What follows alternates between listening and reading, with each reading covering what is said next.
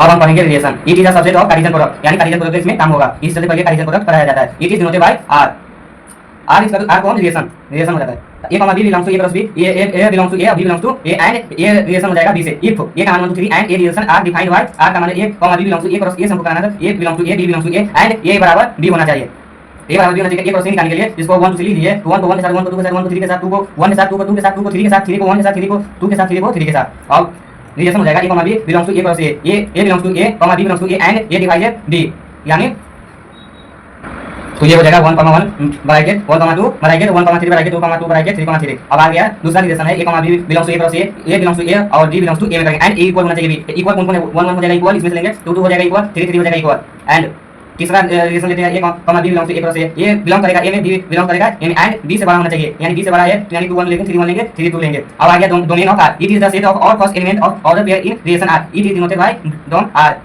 और दूसरा रेंज देख लेते हैं range of R. It is the set of all second element of order pair in the relation. It is denoted by range R. एक example में ले लिए आर 1 2 3 3 4 4 5। डोमेन कौन हो जाएगा, डोमेन फर्स्ट वाला तो 1 2 3 4 हो जाएगा और रेंज होता है सेकंड वाला 2 3 4 और 5 हो जाएगा। अब आएगा inverse relation. Let R be the relation from A to B and then R inverse आ जाएगा। It is the relation from B to A and defined by R inverse हो जाएगा y x belongs to b a हो जाएगा x y belongs to r। Find question कैसे समझते हैं। Find the relation r on the set n defined by r x y in natural number गुने natural number x plus 2y equal to 10 and also find domain range and inverse relation given. यानी ये x plus 2y इसको पहले equal to 10 है, इसको y में change करके 10 minus x और इसको मान रखे इसका मान निकालते हैं। x का मान अगर 2 रखेंगे तो y का मान 4 आएगा। सेकंड एग्जांपल में x का मान अगर 4 लेंगे तो y का मान 3 हो जाएगा, x का मान 6 लेंगे तो 2 हो जाएगा, x का मान 8 लेंगे तो y का मान 1 हो जाएगा। माइनस में नहीं आना चाहिए, r हो जाएगा 2 4 4 3 6 2 8 1। ये रिलेशन हो गया। डोमेन इसका हो जाएगा 2 4 6 और 8 डोमेन यानी फर्स्ट अक्षर एंड ऑर्डर पेयर का फर्स्ट अक्षर और रेंज हो जाएगा ऑर्डर पेयर का सेकंड अक्षर। 4 3 2 1 हो जाएगा। आर इनवर्स में हो जाएगा, इसको पलट दिया जाता है 4 यहां 2 4 है यहां 4 2 हो जाएगा, यहां 4 3 है यहां 3 4 हो जाएगा, यहां 6 2 है यहां 2 6 हो जाएगा, 8 1 है तो 1 8 हो जाएगा। Type of relation reflexive relation. ये relation R on set A is said to be reflexive relation, यानी इसमें जो भी एलिमेंट होगा इक्वल होगा।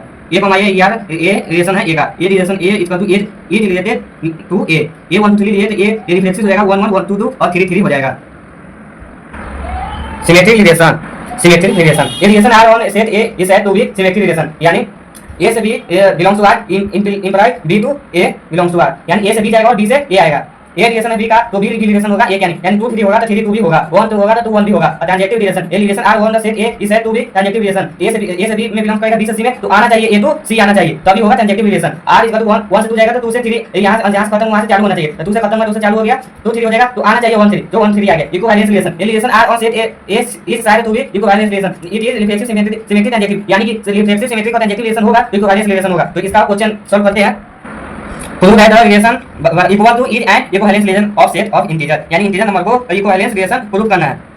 तो z equal to the set of integer R हो जाएगा a b belongs to z गुने z को हम इंटीजर के लिए यहां बोला है क्या इक्वल, यानी a बराबर होगा b और इसका मतलब होता है 4 और इसका मतलब सम होता है रिफ्लेक्सिव रिलेशन, यानी तीनों को पहले से सॉल्व कर लेंगे। अगर तीनों अगर सॉल्व हो जाए तीनों अगर सैटिस्फाइड हो जाता है तो हम कह देंगे कि इक्विवेलेंस रिलेशन है। और इसमें रिफ्लेक्सिव ट्रांजेक्टिव और ट्रांजेक्टिव सिमेट्री में तीनों अगर एक अगर नहीं हुआ तो इसको हम इक्विवेलेंस रिलेशन नहीं कहेंगे। तो चलिए स्टार्ट करें reflexive relation. For all a belongs to z any value is equal to itself, यानी a इक्वल a होगा तो जो रिफ्लेक्सिव सेट होगा यानी a a belongs to r that it is reflexive relation, यानी ये रिफ्लेक्सिव रिलेशन पालन करता है। और दूसरा सिमेट्रिक रिलेशन लेट इसमें a b belongs to z such that a b belongs to r such that a is equal to b, यानी a equal होगा b is equal to a, यानी दोनों होगा ए से बी होगा और बी से ए होगा। बी लेके क्या चले थे ए से बी आ गया b A belongs to R the it is symmetric relation. और ट्रांजेक्टिव रिलेशन देखते हैं लेट इसमें 3 एलिमेंट मानेंगे A B C belongs to z such that a b belongs to r and b c belongs to r a is equal to b and b is equal to c। तो but क्या आ जाएगा a is also equal to c, यानी a c belongs to r, यानी हमको लाना था a b से belongs to and b c से बिलोंग्स टू क्या लाना था a c